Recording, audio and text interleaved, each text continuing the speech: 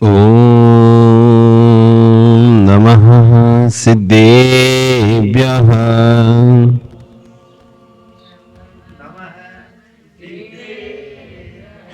ॐ नमः सिद्धेभ्यः।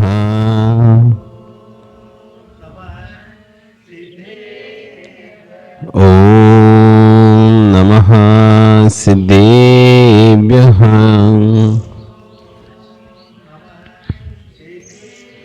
णविऊढबध्यमाणं परमपाणं जिणन्ति सुदेण बोच्छामि रेणसारं छायार्णयार्धमीडं।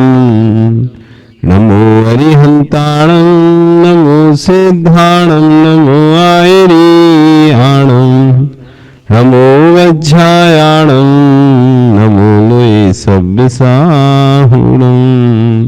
बोले अनंत नरसिंह परमेष्ठी भगवान की, आदिब्रह्म आदिनाथ भगवान की, वर्तमान शासन महावीर भगवान की, आचार्य वर्ष श्री 108 आचार्य कुंदकुंद स्वामी महाराज की, आचार्य वर्ष श्री विश्व सागर जी महाराज की, अहिंसा में विश्व धर्म की।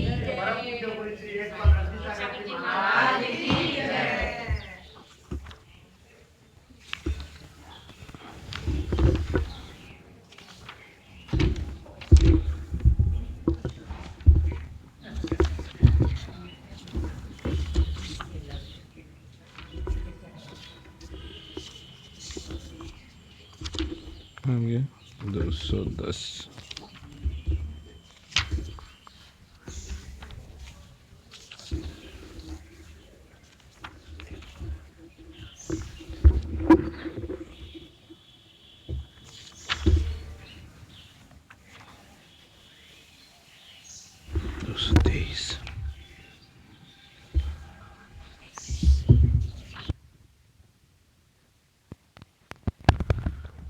कल यहाँ पे हम रेणसार जी ग्रंथ में आचार्य कुंदकुंद स्वामी द्वारा विचरित ये रेणसार ग्रंथ जो श्रवण और श्रावक दोनों के लिए लिखा गया है, श्रवणों के लिए भी लिखा गया है और श्रावक के लिए भी लिखा गया है।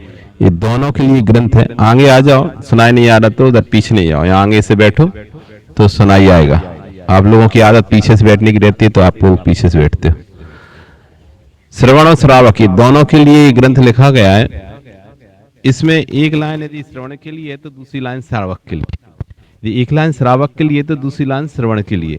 इस तरह से इसको आचार्य कुंदकुंद स्वामी ने इस ग्रंथ को रचा है तो मूल रूप से ये श्रावकाचार, मूल रूप से किसके लिए ग्रंथ है? ये श्रावकों के लिए ग्रंथ है। लेकिन फिर भी श्रावकों के लिए ग्रंथ होने पर भी इसमें श्रवणों की इसमें भी चर्चा बीच इसमें दी जा रही है।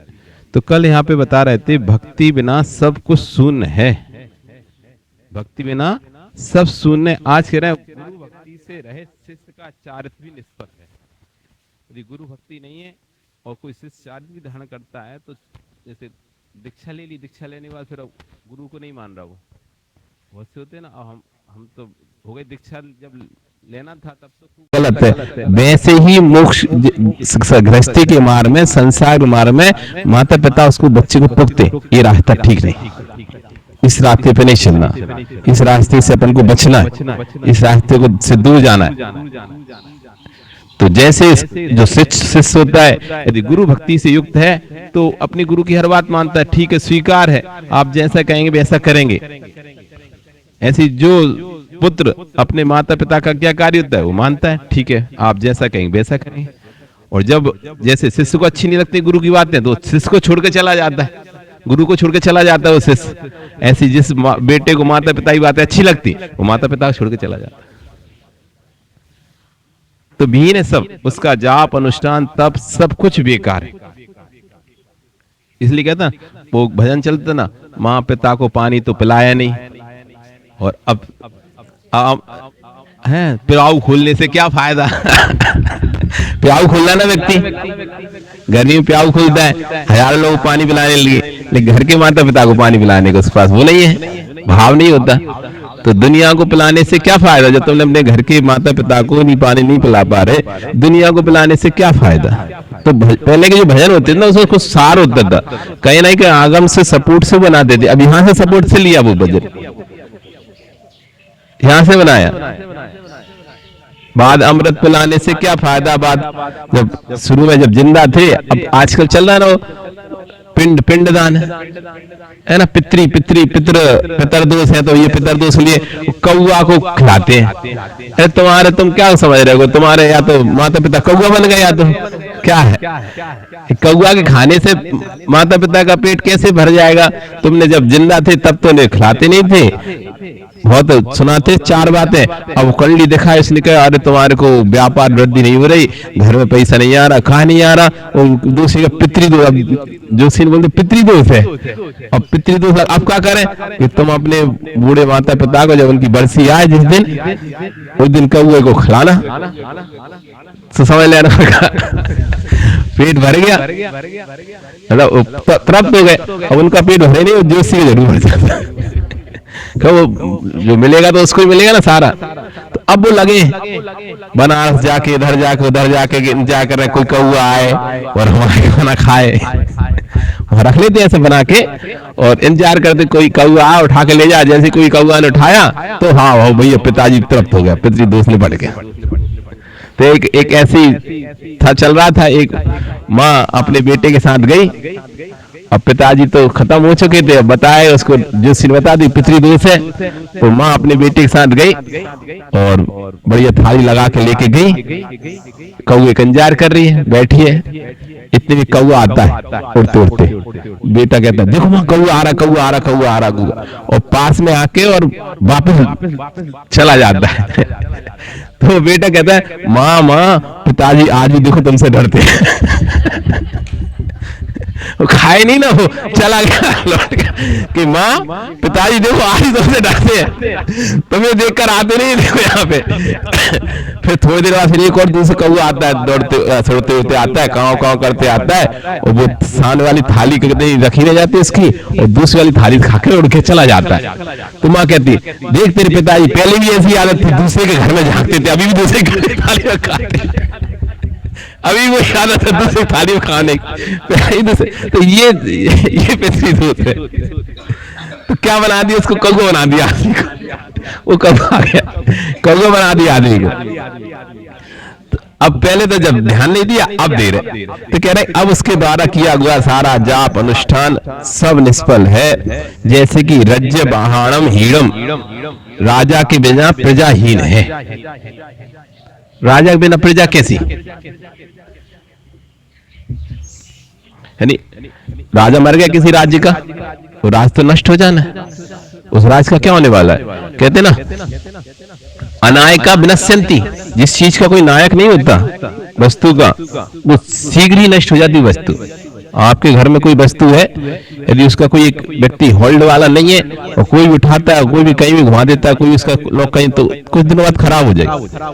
यदि कोई एक नायक होगा तो भैया उसकी वस्तु अपन नहीं छीते, उसकी वस्तु अपन नहीं उठाते, ऐसे करके कोई उठाएगा नहीं, उसको लेगा नहीं। और कोई यदि नायक नहीं होगा तो जो आया सो उसको कोई इधर मोड़ देगा, कोई उधर मोड़ देगा, कोई उधर मोड़ देगा, कोई इधर रख देगा, कोई उधर रख देगा, कोई फेंक देगा, कोई कुछ करेगा, कोई कुछ करेगा, वो यही सोचते रहेगा। वो जाने, वो रखे उसे संभाल के, वो रखे उसे संभाल के, वो रखे, सब एक दूसरे का सोचते रहे। तो अनायका विनश्यन्ति, जैसे अनायक विनश्य जाते हैं, ऐसे राजा, जिस राजा के राज्य में कोई राजा नहीं है वो राज्य नाश को प्राप्त हो जाता है। प्रधान राज्य प्रहाणम हीणम पदी हीणम देश गांव रठबलम, प्रधान से हीन राज्य, पदहीनम स्वामी से विहीन देश। प्रधान से हीन राज्य, जो प्रधान नहीं है राज्य में कोई तो उससे हो जाएगा, और स्वामी से विहीन देश, जिस देश का कोई स्वामी नहीं है। और गुरु वित्ति विहीणम शिष्य, और गुरु भक्ति से विहीन शिष्य। नस्दे सब्बम, सब्बाणुठान नस्दे सब्बम, उसके सभी अष्टान नाश को प्राप्त हो जाते हैं। जिस राज्य में आप अनुष्ठान कर रहे हैं, यहाँ पे यदि कोई राजा ना हो तो आपका अनुष्ठान कोई भी आके नष्ट कर देगा। आपको सुरक्षा सिक्योरिटी क्या है कि हमारा अनुष्ठान नष्ट नहीं होगा। आपको प्रशासन रहता तो सुरक्षा रहती है ना, प्रशासन है, कोई यदि नष्ट करने आएगा तो हम प्रशासन को बोलेंगे तो उसको रोकेगी प्रशासन। और प्रशासन नाम की कोई चीजें ना हो तो जो बलवान निर्बल को अनुष्ठान नष्ट कर सकता है, उसके मंदिर उसके आयतन सब तोड़ सकता है, लेकिन प्रशासन कोई एक अधिकारी होता है तो डर रहता है एक दूसरे को कि नहीं भैया अपन नहीं कर सकते, ऐसे किसी का भी नष्ट नहीं कर सकते, किसी का भी घात नहीं कर सकते, किसी के धर्म को दखल नहीं कर सकते, क्योंकि ऊपर कोई बैठा हुआ है, हस्तक्षेप करेंगे तो वो हमको पकड़ के लेके जाएगा, और नहीं हो तो नष्ट हो जाता है। जैसे राज्य के प्रधानहीन होने से राज्य नष्ट हो जाता है, देश का स्वामी होने से देश नष्ट हो जाता है, वैसे गुरु भक्ति नहीं होने से इसके सारे जाप अनुष्ठान नष्ट हो जाते हैं। इसी बात को आचार्य भगवान ने कल समझाया था, आज इसी को और समझा रहे हैं। संयमी भेष बनाने से पहले भावों को संयत करना आवश्यक है। ये भेष संयम है ना। अपन ने मूल गुण ले लिया, अच्छा प्रतिमा धारण कर ली, 2 प्रतिमा धारण कर लिए, मुनि बन गए, आरिका बन गए, ये तो द्रव्य संयम हो गया है ना, ये संयम का भेष हो गया। इसको धारण करने से कह रहे हैं भावों का संयमित करना पहले आवश्यक है। यदि अंदर की कसाय कंट्रोल में नहीं है, अंदर की लोभ कंट्रोल नहीं है, नहीं तो जिनके अंदर लोभ रहते हैं तो पन्नी पन्नी भीमी इकट्ठे करके रखते रहते हैं, जो मिलता जाता है उसको रखते जाते हैं, जो मिलता जाता है उसको रखते जाते हैं, चाहे व्रती बन गए, आरिका बन गए, छुल्लिका बन गए, मुनि बन गए, कुछ ही बन गए, लेकिन लोभ का साय खत्म नहीं है। तो जो आ रहा भैया हमें इतना रुपए दे देना, ये कर देना, वो कर देना, मांग रहे, इकट्ठा करते जा रहे। परिग्रह अगर कंट्रोल में नहीं तो परिग्रह संचय करते जा रहे हैं। कसाय क्रोध कसाय कंट्रोल नहीं तो कोई भी आ रहा है उस पर गुस्सा कर रहे हैं, चिल्ला रहे हैं, गुस्सा कर रहे हैं। मान कसाय नहीं है तो अपने अभिमान में बैठे हुए, अरे हम बहुत बड़े बाप के बेटे थे, बहुत बड़े गुरु के शिष्य हम, होता है ना अभिमान। जैसे कि संसार में लौकिक जीवन में माता पिता का अभिमान होता है, पैसे का अभिमान होता है, घमंड होता है ना व्यक्ति को कि हमारे पास, हमारे पिता के पास कितना पैसा है, या हम कितने बड़े बाप की औलाद है ना। तो ऐसी वैराग के मोक्ष मार्ग के जीवन में भी आ जाता है घमंड, हम अमुक गुरु के शिष्य, हमारे गुरु का नाम देखो कितना, पूरे देश में कैसे भगवान जैसा पूजा जाता है, हम उनके शिष्य हैं, घमंड आ गया। अच्छा, हमारे जैसा ज्ञान किसी को नहीं है, हम इतने ज्ञानी, हम हर चीज को जानते हैं, हर भाषा लैंग्वेज उनको जानते हैं, हर ग्रंथ को पढ़ चुके हैं, उसका घमंड आ जाता है, मान। तो कह रहे हैं भावों को संयमित करना पहले जरूरी है, भेष बाद में, क्योंकि अंदर से यदि कसाय गई नहीं और बाहर से तुमने भेष धारण कर लिया तो अनर्थ हो जाएगा। क्योंकि आचार्य भगवान कहते हैं पापियों ने कभी धर्म को बदनाम नहीं किया,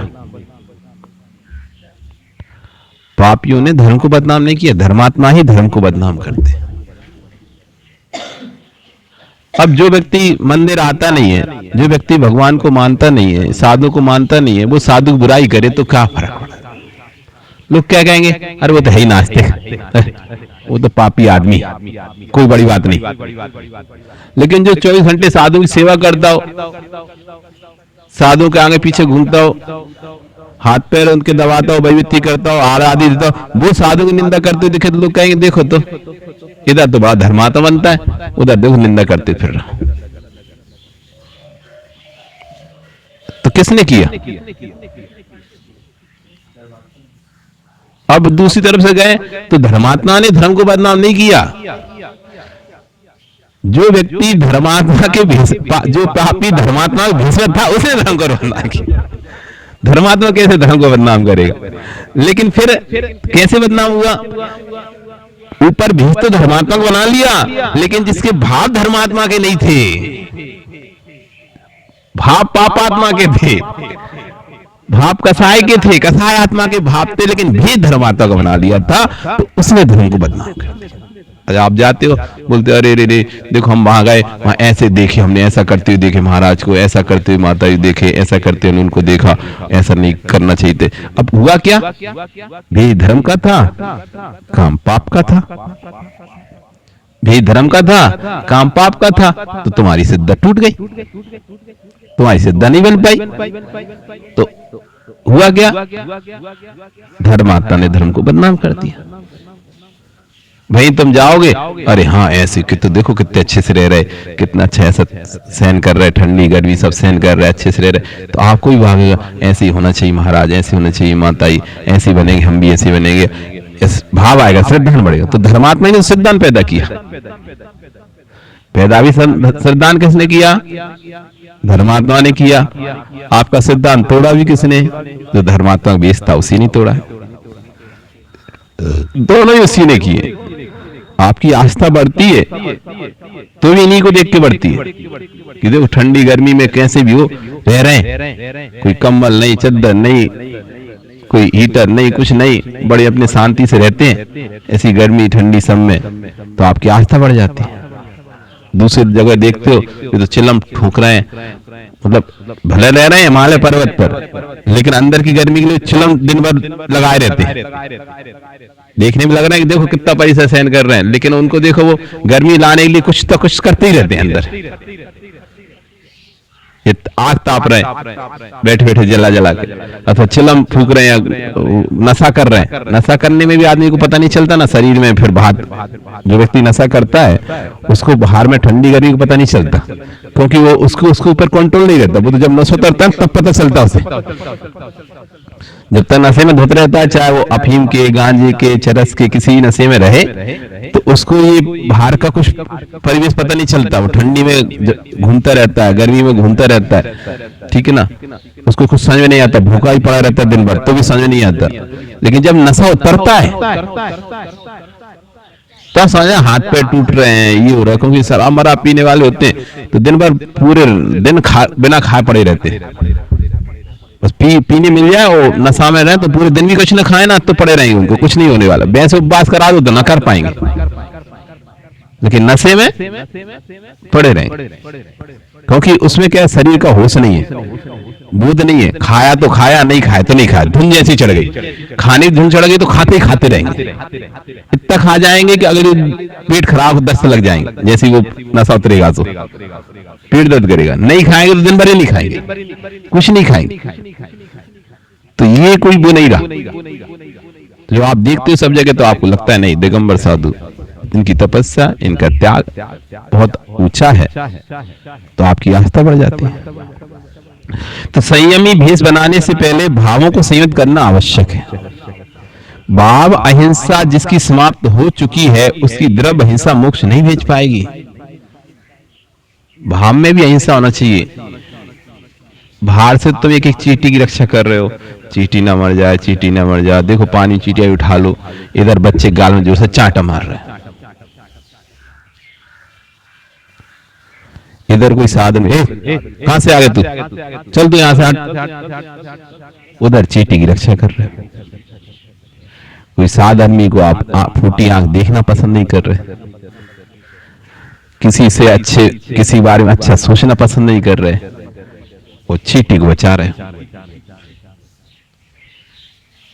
अंदर भाव ये चल रहा है, ये काय को आता है यहाँ पे, इसको नहीं आना चाहिए यहाँ पे। और अगली बार मुझे दिखा तो ऐसा खबर लूंगा इसका कि कभी आएगा नहीं फिर। अंतरंग भाव चल रहे हैं, इसको मुझे बदनाम करना है। अंतरंग भाव चल रहे हैं, इसको मुझे अहित करना है। अंतरंग भाव चल रहे हैं, मायाचारी के अंतरंग भाव चल रहे हैं, उसको कैसे भी करके इसको हमें गिराना है। और हम बाहर चींटी की रक्षा कर रहे हैं। छोटी सी चींटी दिख जाती पानी, अरे रे मर जाए, जल्दी उठाओ जल्दी उठाओ जल्दी उठाओ। तो बाहर तो कितनी अहिंसा दिखा रहे हैं, अंदर के परिणाम देखो कितनी कसास भरे हैं। कैसे षड्यंत्र रचता रहता है व्यक्ति अंदर ही अंदर। इधर से चोर से कहेगा चोरी कर, साहूकार से करेगा जग। हाँ, बहुत से लोग होते हैं, समाज में भी होते हैं, समाज के बाहर भी होते हैं। इधर कह देंगे ऐसा कर लेना, फिर दूसरे अरे वो ऐसा कर रहा है, तुमने सुना कि नहीं सुना,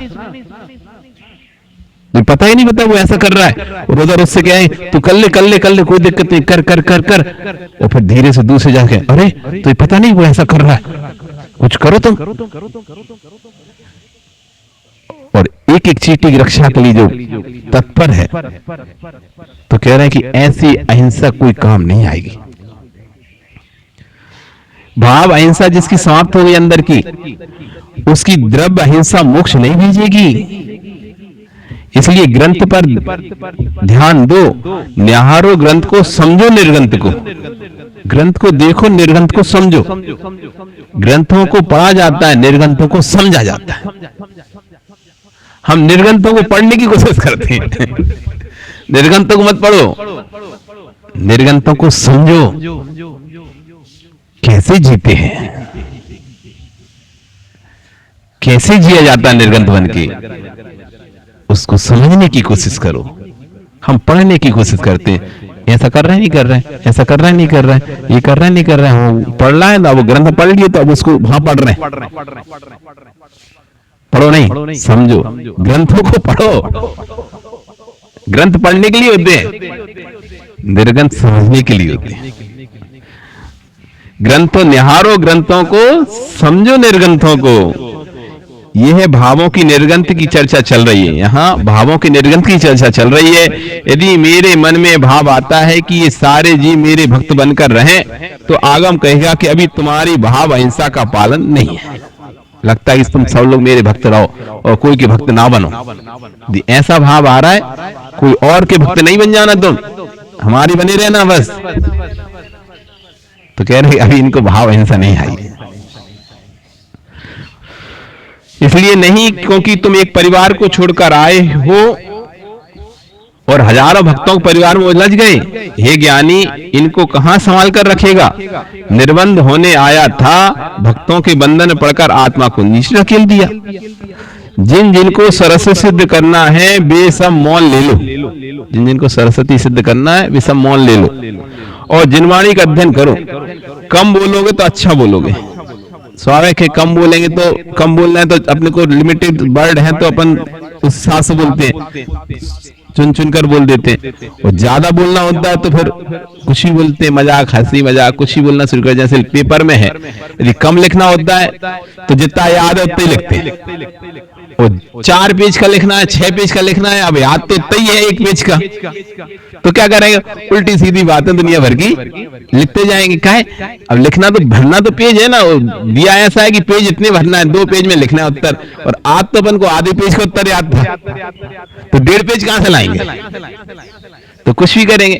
ऐसी हमारा होता है कि हमको जो काम की बात होती है ना, आप देखो ना काम की बात कितनी होती है, 2 मिनट 5 मिनट, उसके बाद दीदी इधर क्या हो रहा उधर भी फिर वही बातें जाती वापस, इसके घर की उसके घर की, यहाँ की वहां की, ये बातें चालू हो जाती। काम की बात आती है 5 मिनट 10 मिनट। आप देख लो कभी भी आप काम की बात कितनी देर करते हो, 5-10 मिनट बात करके फिर इधर उधर की बातें शुरू हो जाएंगी। इसलिए कम बोलोगे तो अच्छा बोलोगे। कुंद कुंद स्वामी कह रहे हैं कि गुरु बनाना तो जानकर बनाना, और जिसे गुरु बनाया फिर उसे फिर मिटाना नहीं। गुरु बनाओ तो सोच समझ के बनाना, और बना लिया तो फिर ऐसा नहीं कि थोड़ा सा तकलीफ दिक्कत आई तो छोड़ दिए भाग गए। नहीं, अब हमारे गुरु नहीं, अब हम दूसरे गुरु। देखा कि अभी इनका पहले इनका प्रभाव था तो बना लिए थे या पता नहीं था, और अब बाद में प्रभाव तो उनका है तो उनकी जय बोलने लगे वहां जाके। बहुत से होते हैं ऐसा कि यहाँ इनका प्रभाव है तो इनकी जय बोल लिए, वहां उनका प्रभाव है तो उनकी जय बोल लिए, यहाँ अपना प्रभाव है वहां पे गुरु की जय बोल लिए।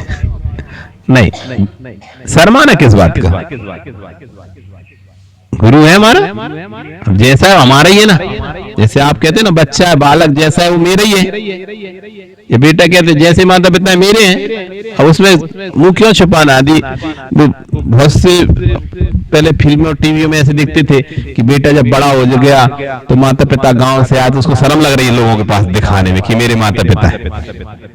पार्टी वगैरह किसी तो लेके नहीं जा रहा, कमरे में बंद रखा है, या वो अचानक आ गए और वो कपड़े ऐसे पहने गांव वाले, और वो बहुत बड़ा ऑफिसर बन गया, अफसर बन गया, और बड़ी पार्टी चल रही, लोग बड़े बड़े लोग हैं, तो उनके सामने उसको शर्म लग रही है कि ये कहने में मेरे माता पिता। तो कह रहे गांव के लोग हैं, गांव से आए, हमारे यहाँ काम करते हैं, गांव में खेतीबाड़ी में घर में काम करते हैं, वो लोग आए हुए, ऐसा बोल रहा है अपने मित्रों से दोस्तों से। ये नहीं कह पा रहा नहीं ये मेरे माता पिता, उसको लग रहा है कि मैं ऐसा कह दूं मेरे माता, लोग कहेंगे देखो तुम तो कितने बड़े स्टैंडर्ड बड़े आदमी और देखो तुम्हारे माता पिता कैसे रहते, तो उसको शर्म लग रही। तो कह रहे कि शर्म किस बात की है? तो है तो आपका गुरु जिस आपने जिसको अपना गुरु बनाया है, अब कोई कह रहे तुम तो बड़े भक्त बन रहे हैं, ठीक है हम हैं भक्त तो हैं, व्यक्ति शर्मता है, अरे कोई क्या कहेगा, आप तो बड़े भक्त हो, ऐसा कहेगा। ठीक है भैया, है तो इसमें क्या है। माता पिता ने जन्म दिया तो उनका नाम बोलने में गर्व होता है कि सिर झुकता है। ठीक है, किसी गुरु ने हमको संस्कार दिए, हम किसी के माध्यम से जुड़े धर्म पे, कोई हमारा गुरु है तो है, और तुम जो समझना समझो कि बड़े भक्त हैं चाहे कुछ है। हम तो किसी और की हमने तो कर नहीं रहे ना, हमें अभिनय करना सिखाया गया है, पर जो गुरु है हमारा तो वो तो हमारा गुरु है और है रहेगा, उसमें क्या दिक्कत है। अब इसको क्यों शर्माना किसी सामने बोलने से, अरे हम बोलेंगे तो हमारा नाम जुड़ जाएगा उनके साथ। जुड़ जाए तो जुड़ जाए, जब बनाया है तो अब जुड़ने में क्या दिक्कत। जब आपने बुद्धिपूर्वक ये स्वीकार किया कि नहीं आप हमारे गुरु हैं, अब कोई तुम्हारा नाम भी जोड़े उनके साथ तो जोड़ता रहे, ये उसकी प्रॉब्लम है, फिर डरना नहीं। तो इसलिए कह रहे हैं यहाँ पे कि पहले पूर्ण परीक्षा करना, गुरु बनाना तो जानकर बनाना, जिसे गुरु बनाया फिर उसे मिटाना नहीं, पहले पूर्ण परीक्षा करना चाहिए। मेरा स्वामी जब तक नहीं आया पानी नहीं पहले पूर्ण परीक्षा कर लेना चाहिए। परीक्षा करने के बाद फिर परीक्षा नहीं करना चाहिए। तुमने पहले परीक्षा कर ली, परीक्षा करके गुरु बना लिया, अब परीक्षा की जरूरत नहीं, अब तो जो है सो वैसा ही है। जब हम संघ में प्रवेश लिए तो आचार्य जी को हम बोले कि हमने बहुत आपका देखा और देखने के बाद हमको लगा कि आप अच्छे हैं और आपका संघ ठीक है और हमारा यहाँ कल्याण हो सकता है, निवेदन किया आप हमें अपने संघ में रखो। तो आचार्य जी ठीक है, तुमने 4 महीने हमारी परीक्षा की, देखा और देखने के बाद तुमने निर्णय लिया कि हमें यहाँ रह सकते हैं, तो अब तुम 6 महीने हम तुम्हारी परीक्षा करें। ये तो तुमने परीक्षा करी ना कि तुम्हें गुरु पसंद आए, हमारी परीक्षा हमें सिर्फ पसंद आता ही नहीं आता। तो 6 महीने हम तुम लोगों को देखेंगे, मतलब जो भी नया व्यक्ति आता था उसको बोलते थे तुम इतने दिन सब जगह ढूंढ ढांड के सोच समझ के कि हाँ हमारा कल्याण होगा, तुम सारी परीक्षा करके जानकारी लेके आ चुके हो हमारे पास, अब हम देखें तुम हमारे योग भूखे नहीं हो, तुम्हें हम रख सकते नहीं सर। तो 6 महीने तक वो रखते थे कुर्ता पजामा, चेंज नहीं कराते ड्रेस, ऐसी रहो 6 महीने श्रावक जैसे सामान से। देखेंगे साहब तुम लड़ते हो झगड़ते हो, क्योंकि घर के परिवार नेचर तो सबके अलग है ना, अनेक माताओं के बेटे वहां इकट्ठे होकर आ रहे हैं, तो तुम और के साथ एडजस्ट कर पा रहे नहीं कर पा रहे, लड़ाई रोज लड़ाई तो नहीं रही, जो झगड़ा तो नहीं, चोरी तो नहीं कर रहे, चकारी तो नहीं कर रहे, कौन से संस्कार हैं वो तो नहीं पता ना। गुरु पास व्यक्ति आ गया श्रावक, उसकी आदतें क्या है कब पता चलेंगी, जब वो रहेगा कि गुटखा खाता है कि जर्दा खाता है कि क्या खाता है, तब पता चलेगा क्या आदतें इसकी, सोने की आदतें हैं, उठने की आदत है कि नहीं, सोए उठेगा कि नहीं उठ पाएगा, कि दिन भर सोता ही रहेगा, पढ़ाई करेगा नहीं करेगा, प्रमाद करता रहेगा, मक्कारी मारेगा, काम चोरी तो नहीं करेगा, समय पे आएगा कि नहीं जाएगा, बिहार करेगा कि नहीं करेगा, ये सब 6 महीने परख लिया जाता है। 6 महीने जब रखते हैं तो सब समझ में आ जाता है। एक दो बहुत सारे आचार्य पास बहुत सारे लोग आते हैं, उसमें कोई लोग रुक पाता है। एक व्यक्ति आया बोला हमें तो आपके संग में ही रहना, आपके संग में ही रहना है, तो अच्छा ठीक है रुको, अलग जैसे जो नए नए आते हैं उनको अलग कमरा अलॉट किया जाता है, इस पर अलग कमरे में तो रखा। अब सुबह रोज सुबह उठना, अब वो में से जैसे तैसे उठ के फिर दिन भर वो पढ़ाई पढ़ाई पढ़ाई पढ़ाई पढ़ाई पढ़ाई। तो बोले कि कुछ दिन बाद हम तो जा रहे घर, क्यों, जिस पढ़ाई से हम भाग के आए थे उससे ज्यादा पढ़ाई तो यहाँ पे पढ़ाई करनी थी, हम घर में नहीं रहते क्या? हम तो सोच के आए थे यहाँ का शांति से खाएंगे पिएंगे सोएंगे। तो आगे खाने पीने सोने का मार्ग नहीं है भैया, ये तो और ज्यादा जिम्मेदारी वाला मार्ग है। घर में तो रहते तो सिर्फ 1 4 6 लोगों के बीच में रहना था, 8 लोगों के बीच में रहना था, 50 लोगों के बीच में रहना था, 100 लोगों के बीच में रहना था, भाई अपनी बात को सिद्ध लोगों को समझाना था। यहाँ तो हजारों लोगों के बीच में रहना है और सबको आपको धर्म का प्रचारक बनना है। तो जैन धर्म के एक तरह से प्रचार हम कहना आचार्य कहते हैं, ये निर्गुण जो मुनि है वो महावीर भगवान के एजेंट है, महावीर भगवान के प्रतिनिधि है, प्रतिनिधि महावीर भगवान निधि है तो दिगंबर मुनि उसके प्रतिनिधि है। जैसे कोई निधि जब नहीं उपलब्ध होती तो प्रतिनिधि से काम चलाया जाता है, अध्यक्ष नहीं तो अध्यक्ष प्रतिनिधि भैया। सांसद नहीं है, सांसद प्रतिनिधि, विधायक नहीं है तो विधायक प्रतिनिधि, भैया इससे काम कराओ, विधायक नहीं आ रहा तुमने बुलाया विधायक को, विधायक नहीं आया तो भी विधायक प्रतिनिधि आ रहा है, ठीक है इससे भी काम चल जाएगा। क्यों? निधि उपलब्ध नहीं है तो प्रतिनिधि चलेगा। तो भगवान महावीर स्वामी उपलब्ध नहीं है हमारे पास, वो हमारी निधि है, निधि, तो वो हमारे पास उपलब्ध नहीं है, इसलिए दिगंबर प्रधान उनके प्रतिनिधि है, उनका वेश उनके पास है और उनके सिद्धांत उनके पास है। सांसद की जो क्रियाएं रहती है वो प्रतिनिधि सांसद प्रतिनिधि वो ही फॉलो करता है और उस हिसाब से वो लोगों को आश्वासन देता है और सब कुछ देता है। ऐसे भगवान महावीर के सिद्धांत, भगवान महावीर स्वामी उपलब्ध नहीं है, लेकिन उनके सिद्धांत को लेकर ये दिगंबर उनके प्रतिनिधि आए आपके बीच में कि भगवान महावीर के ये सिद्धांत हैं, इनको आपको लेना है, इनको फॉलो करना है, ऐसे ऐसे करोगे तो ऐसे ऐसी जगह पर जाओ। तो प्रतिनिधि है ये लोग। क्या कह रहे हैं कि बनाने से पहले पूर्ण परीक्षा करना चाहिए, बनाने के बाद फिर परीक्षा नहीं होना चाहिए, फिर तो बेकार है, फिर तो इसका मतलब वो श्रद्धान नहीं उसके अंदर।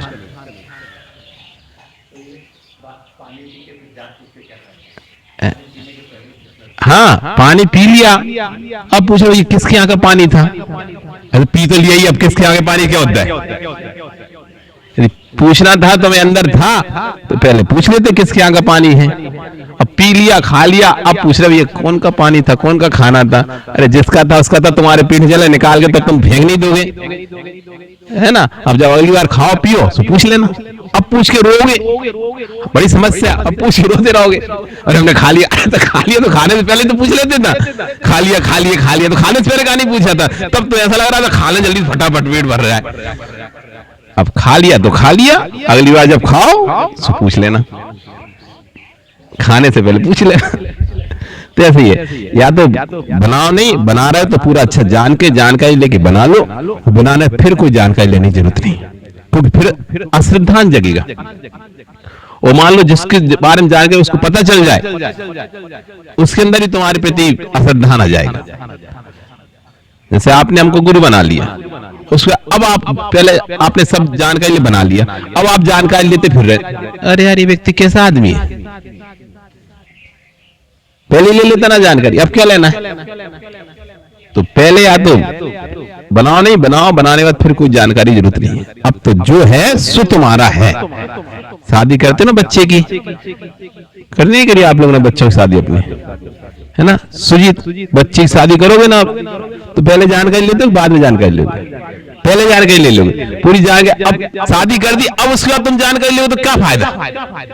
और ज्यादा लोगों तो उल्टा हो गए, लड़के उनमें और घर में लड़ाई होती रही, तो देखो अभी शंका करते हमारे ऊपर, तो फिर तो कोई जानकारी लेने का सवाल ही नहीं, अब तो शादी हो चुकी है, अब तो निभाना है, अब तो निभाना। जो बहू आ गई तुम्हारे घर में, लड़के की शादी करी सरोज जी, अब बहू आ गई, अब आ गई तो आ गई, अब क्या है, अब क्या जानकारी ले रहे हो उसकी कि कैसी है कैसी नहीं है क्या है, वो तो लेना जानकारी तभी ले लेते। अब तो जैसी है उसके साथ एडजस्ट करके रहना, अच्छी है तो भी तुम्हारी है, बुरी है तो भी तुम्हारी।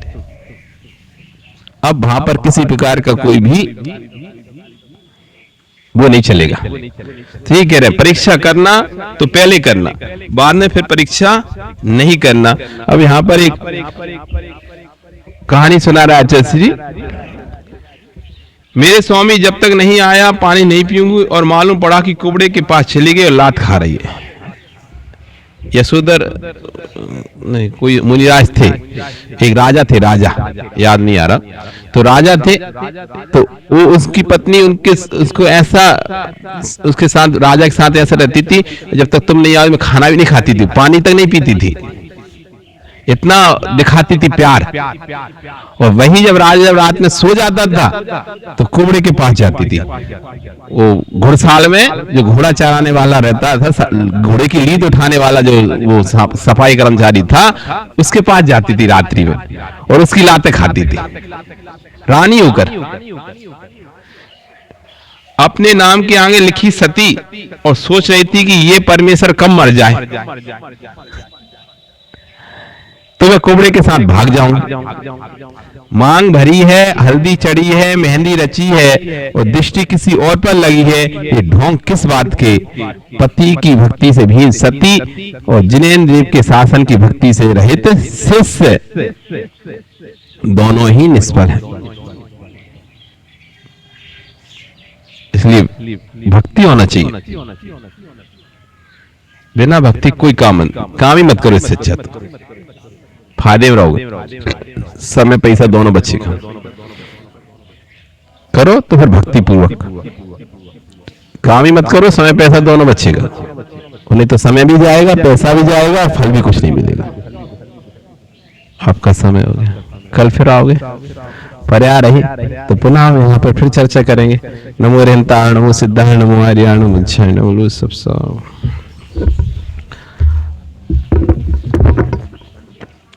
जावाणी के ज्ञान से सूझे लोकालो, सोवाणी मस्तके नमो सदा देत हूँ दो।